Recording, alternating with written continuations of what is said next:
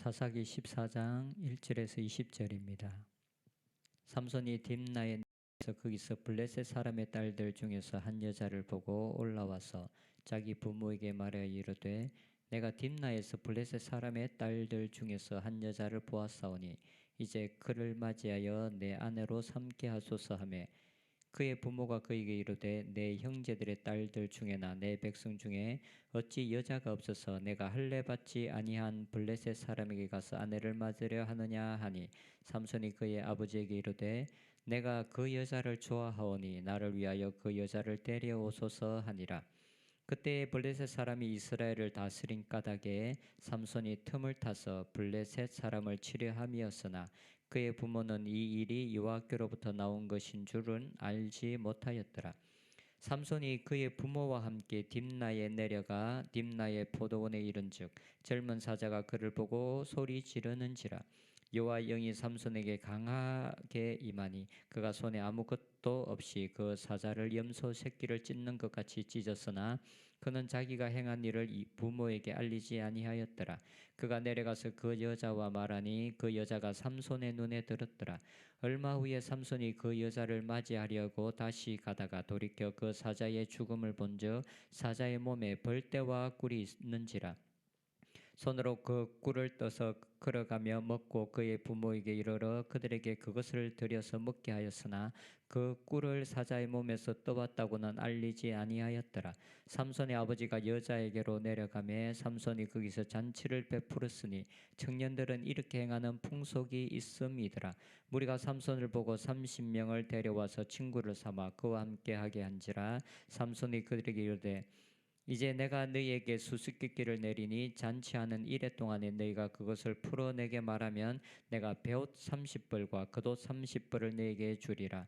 그러나 그것을 능히 내게 말하지 못하면 너희가 내게 베옷 30벌과 겉옷 30벌을 줄지니라 하니 그들이 이르되 네가 수수께끼를 내면 우리가 그것을 들으리라 하매 삼손이 그들에게 이르되 먹는 자에게서 먹는 것이 나오고 강한 자에게서 단 것이 나왔느니라 하니라.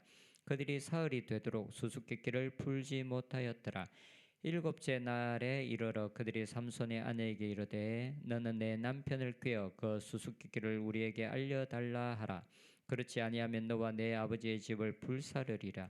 너희가 우리의 소유를 빼앗고자 하여 우리를 청한 것이 아니냐.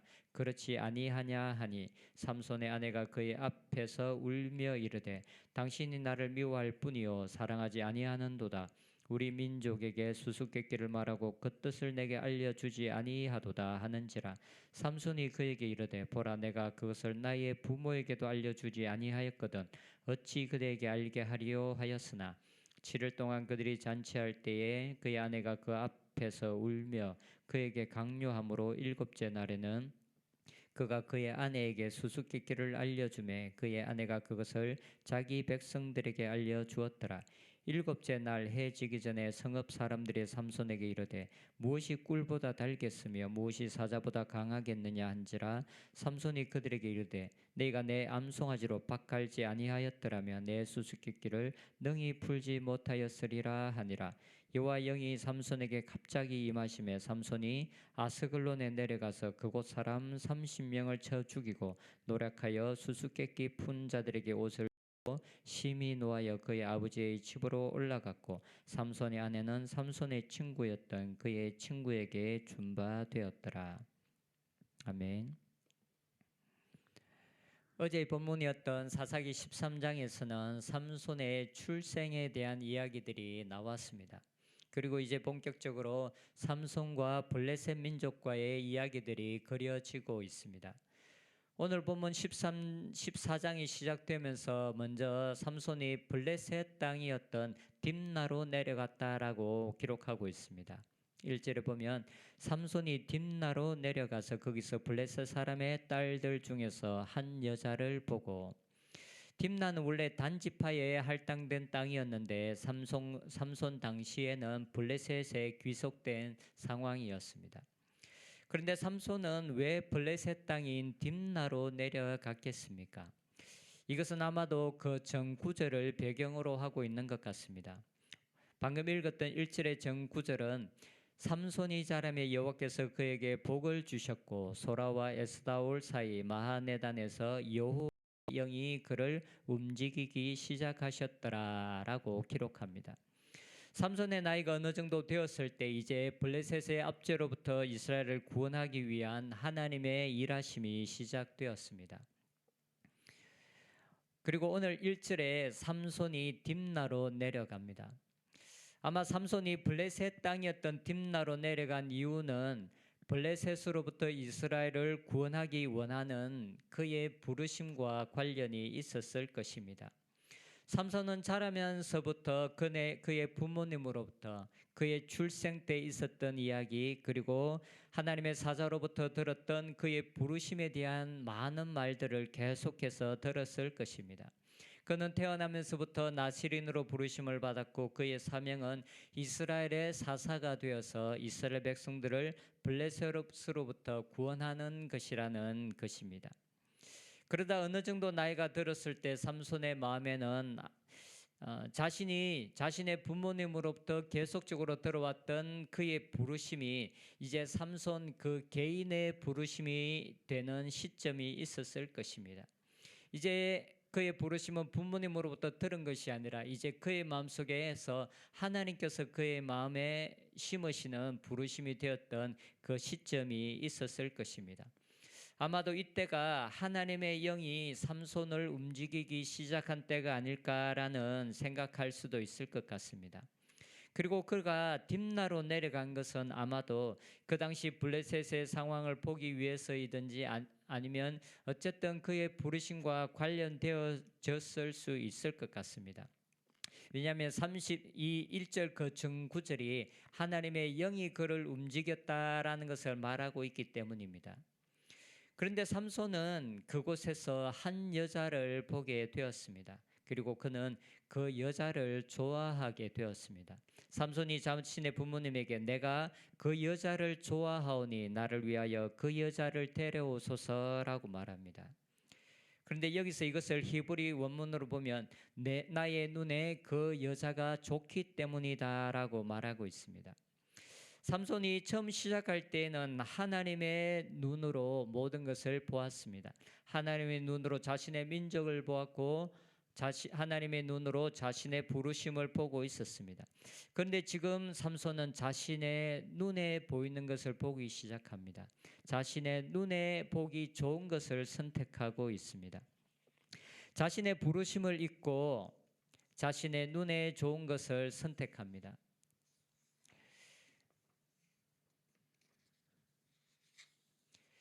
부르심을 따라 움직이려고 했던 삼손이 그 부르심의 여정에 자신의 눈에 아름답게 보이는 것이 있었습니다.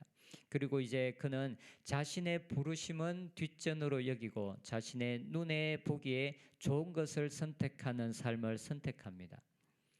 우리가 하나님의 부르심을 따라 살다 보면 우리의 삶에 유혹이 오는 때들이 많이 있습니다.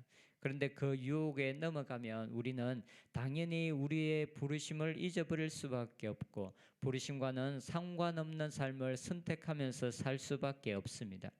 삼손이 자신의 눈에 좋아 보이는 블레셋 여인을 좋아하여 그의 마음을 하나님에게서 멀어진 그 순간부터 삼손의 삶은 더 멀리 하나님으로부터 떨어지는 삶을 선택하게 됩니다.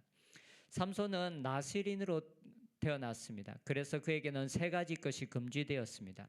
포도나무에서 나는 모든 것이 금지되었습니다. 생포도 역시 마찬가지이고 건포도 역시, 그리고 포도주나 독주 역시 마찬가지입니다. 그리고 두 번째는 머리에 칼을 대지 않는 것입니다. 그리고 세 번째가 시체를 가까이 하지 않는 것이었습니다. 그런데 이제 삼손은 나시린으로서 자신이 지켜야 할 하나님의 말씀을 무시하기 시작합니다. 삼손은 자신이 죽인 사자의 시체에서 생긴 꿀을 먹습니다. 8, 9절에 보면 얼마 후에 삼손이 그 여자를 맞이하려고 다시 가다가 돌이켜 그 사자의 죽음을 본즉 사자의 몸에 벌떼와 꿀이 있는지라 손으로 그 꿀을 떠서 걸어가며 먹고 그의 부모에게 이르러 그들에게 그것을 들여서 먹게 하였으나 그 꿀을 사자의 몸에서 떠왔다고 알리지 아니하였더라. 나시린은 사람의 시체뿐만 아니라 죽은 동물의 시체도 만져서는 안 됩니다. 그런데 지금 삼손은 자신의 손으로 죽인 사자의 몸에서 손으로 꿀을 떠서 먹었다라고 말합니다. 삼손은 그 일이 하나님께서 허락하시지 않는 것이라는 것을 알았습니다. 그래서 그 일에 관하여 그의 부모님에게는 아무런 말도 하지 않습니다. 포도주와 관련된 계명 역시 마찬가지입니다. 성경에 삼손이 포도주를 먹었다라는 명확한 기록은 없습니다. 하지만 오늘 본문에 보면 삼손은 자신의 아내를 위하여 아내의 집에서 7일 동안 잔치를 베풀었습니다. 보통 잔치를 베풀 때 포도주를 준비하는 것은 당연한 일이었습니다. 그렇다면 삼손이 그와 함께한 친구들을 대접하고 친구들과 함께 지낼 때 포도주를 먹었다고 보는 것이 더 먹었을 가능성이 훨씬 높은 것 같습니다. 삼손이 딥나로 내려가기 전까지 그는 자신의 부르심을 따라서 살았습니다. 그런데 그 중간에 한 여인을 좋아하게 되므로 그의 인생에 하나의 구멍이 생기게 되었습니다. 어쩌면 삼손은 이것은 아주 사소한 문제라고 생각했을 수도 있을 것 같습니다. 블레셋 여인하고 결혼하고 나서도 하나님의 부르심의 사명을 성취할 수 있을 것이라고 생각했을 것입니다. 하지만 하나의 불순종은 또 다른 불순종을 낳을 수밖에 없습니다. 때로는 우리가 생각하기에 아주 작은 문제라고 생각하는 그 문제가 때로는 우리의 모든 것을 허물어 버릴 수 있는 문제가 되기도 합니다. 이후 삼손의 행동들을 보면 그는 여전히 블레셋에 대해서 부정적이며 대항하려고 하는 마음을 가지고 있는 것을 볼 수 있습니다. 어쩌면 그의 마음에는 여전히 사명을 가지고 있었을 수도 있습니다. 여전히 블레셋으로부터 자신의 민족을 구원하려는 그 마음이 그의 마음속에 없어지지는 않았을 수 있습니다. 하지만 그는 하나님의 말씀에 순종하면서 하나님과 동행하는 것이 사명을 성취하는 것보다 훨씬 중요하다라는 것을 깨닫지는 못하고 있었습니다. 사명을 가지고 있었지만 하나님의 말씀에 불순종하는 삶을 선택하고 있습니다. 하지만 삼손의 이런 완악함에도 불구하고 하나님은 여전히 삼손을 사용하는 것을 우리는 성경을 통해서 볼 수가 있습니다. 4절에 보면 그때 블레셋 사람이 이스라엘을 다스린 까닭에 삼손이 틈을 타서 블레셋 사람을 치려 함이었으나 그의 부모는 이 일이 하나님께로부터 나온 것인 줄 알지 못하였다라고 말합니다. 이 구절을 잘못 읽으면 이 결혼을 삼손이 블레셋 사람들을 치기 위해서 의도적으로 준비했다라고 생각할 수 있습니다. 하지만 여기서 삼손이 틈을 타서라는 이 구절은 하나님께서 틈을 타서 블레셋 사람들을 치려 했다라고 번역하는 것이 더 옳은 것 같습니다. 여기서 삼손이라고 번역된 이 단어는 3인칭 단수대명사 그입니다. 그가 틈을 탄 것입니다. 그래서 이 그라는 이 단어를 삼손으로 번역할 수도 있고 하나님으로 번역할 수도 있는데 하나님께서 삼손의 연약함에도 불구하고 이것을 틈을 타서 블레셋 사람들을 치려 했다라고 보는 것이 더 맞는 것 같습니다. 우리가 삼손의 삶을 통해서 볼 수 있는 것은 그가 우리가 삼손의 삶을 통해서 볼 수 있는 것은 어떤 사람이 자신의 사명을 이루는 것처럼 보인다고 해서 하나님께서 그를 기뻐하시는 것은 아니라는 것입니다. 때로 하나님은 완악한 자들을 통해서도 하나님의 뜻을 이루시는 때가 있습니다. 사명을 성취하는 것보다 훨씬 중요한 것이 하나님과 동행하는 것이고 하나님의 말씀을 귀히 여기고 하나님의 말씀에 순종하면서 살아가는 것입니다. 사명보다 훨씬 중요한 것이 우리가 하나님을 경외함으로 하나님의 말씀에 순종하면서 하나님께 의존되어진 삶을 살아가는 것입니다.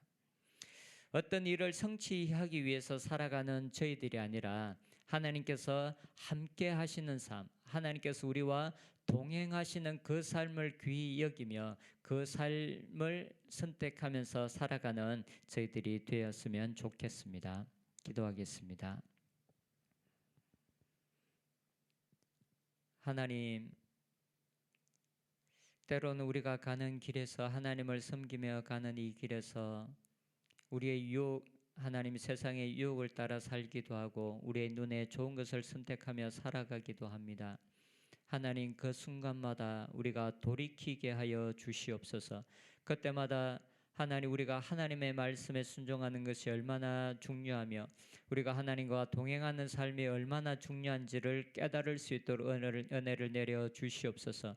그래서 우리가 이 하나님께서 우리를 부르심의 길을 포기하지 아니하고 하나님과 동행하며 말씀과 함께하는 삶을 살아가는 저희들이 되게 하여 주시옵소서. 예수님의 이름으로 기도드립니다. 아멘.